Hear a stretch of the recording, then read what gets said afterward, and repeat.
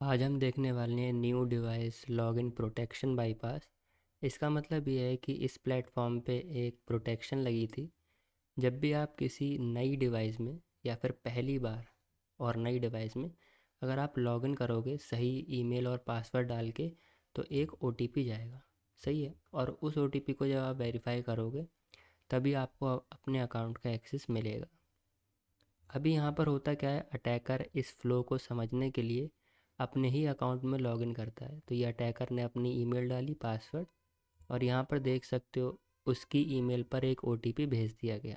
अब यहाँ पर होता क्या है, यहाँ पर ओटीपी आ गया, देख लो, OTP for new device login. यहाँ से ओटीपी लिया और पेस्ट कर दिया यहाँ पर। ठीक है, डैश मतलब यूआई पे दिखेगा, और ये रिक्वेस्ट को जो इंटरसेप्ट किया हमने, ये वो रिक्वेस्ट जा रही है। यहाँ पर आप देख सकते हो ओटीपी के साथ एक नई चीज़ भी जा रही है जो कि है लॉगिन टोकन। अब ये JWT टोकन है, हमने इसको कॉपी करके JWT ऑडिटर में कर दिया पेस्ट। अब यहाँ पर काफ़ी सारी फील्ड्स हैं, ठीक है, लेकिन जो हमारे लिए सबसे महत्वपूर्ण फील्ड है वो है ये डिवाइस फिंगरप्रिंट। यहाँ पर आप देख सकते हो एक रैंडम टोकन जनरेट हो रहा है। ठीक है, तो मेरे दिमाग में एक ये टेस्ट केस था कि किस तरीके से सर्वर को ये पता लग रहा है कि जो ये नई डिवाइस है वो ट्रस्टेड है, या फिर ये डिवाइस ट्रस्टेड है या फिर नहीं।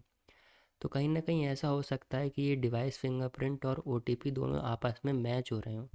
मतलब सर्वर सिर्फ इतना ही चेक कर रहा हो कि ये ओटीपी वैलिड है, वेरीफाई हो चुका है, और इसीलिए हम इस डिवाइस फिंगरप्रिंट को एक जगह स्टोर कर देंगे जहाँ पर बाकी सारे फिंगरप्रिंट भी स्टोर होंगे, जो जो ट्रस्टेड माने जाते हैं, ट्रस्ट हो चुका है जिन पे। ठीक है, तो ऐसे ही मैंने सोचा कि हो सकता है ये ओटीपी क्योंकि वेरीफाई हो चुका है, मतलब वैलिड है, मेरी ही ईमेल पे आया है, तो सर्वर ने हो सकता है ये वाला फिंगरप्रिंट एक जगह स्टोर कर दिया। अब क्या करा हमने, इसी वाले फिंगरप्रिंट को एक जगह कॉपी करके रख लिया, या फिर कोई और भी डिवाइस फिंगरप्रिंट को कॉपी करके रख लिया जो कि एक बार वैलिड माना जा चुका है। और जब ये भेजी जाएगी रिक्वेस्ट, तब आप देख सकते हो फायरबेस टोकन जनरेट हो जाएगा, जो कि सेशन टोकन है। आप अपने सेशन को मतलब अकाउंट को एक्सेस कर सकते हो। अब यहाँ पर देखो, हमें किसी डेटा ब्रीच से या फिर कैसे भी विक्टिम का ईमेल और पासवर्ड मिल गया। अब हम विक्टिम के अकाउंट को देखने जा रहे हैं कि किस तरीके से उसके 2FA को या फिर न्यू डिवाइस लॉगिन को बाईपास करेंगे। तो यहाँ पर मैंने विक्टिम का ईमेल और पासवर्ड डाला। अब आप देख सकते हो यहाँ पर ओटीपी मांग रहा है।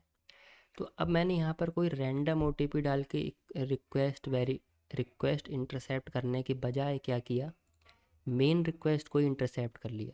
विक्टिम की ईमेल और पासवर्ड डाल के रिक्वेस्ट को किया इंटरसेप्ट।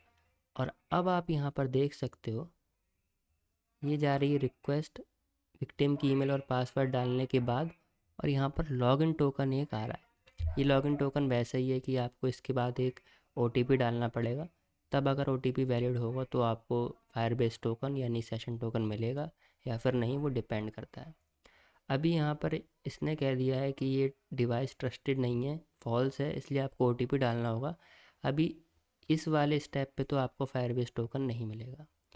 अब मैंने क्या किया, इस वाली रिक्वेस्ट को दोबारा इंटरसेप्ट किया, और अब की बार मैंने क्या किया, इस फिंगरप्रिंट को किसी दूसरे फिंगरप्रिंट से रिप्लेस कर दिया जो कि एक बार वेरीफाई हो चुका है।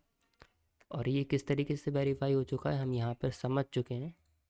यहाँ पर कि हो सकता है सर्वर सिर्फ मैपिंग को चेक कर रहा हूँ, मतलब ओटीपी एक बार वेरीफाई हो चुका है तो उसने इस वाली डिवाइस फिंगरप्रिंट को एक जगह स्टोर कर लिया हो कि ये हमेशा ट्रस्टेड माना जाएगा।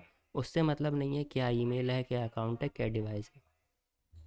तो आप यहाँ पे देख सकते हो जब हमने किसी वैलिड या फिर ट्रस्टेड फिंगरप्रिंट से इसको चेंज किया तो हमें डायरेक्ट ही फायरबेस टोकन मिल गया बिना ओटीपी डाले, और यहाँ पे लिखा कि डिवाइस ट्रस्टेड ट्रू, और साइन इन MFA मतलब ओटीपी नहीं चाहिए इसलिए नल, और यूज़र नेम ये आ गया।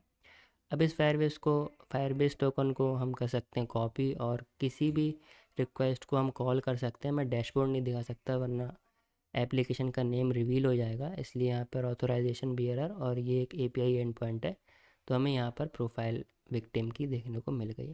तो यही था एक तरीका किस तरीके से हमने 2FA या फिर आप कह सकते हो न्यू डिवाइस लॉगिन प्रोटेक्शन को बाईपास किया। और मिलेंगे फिर किसी अगली वीडियो में।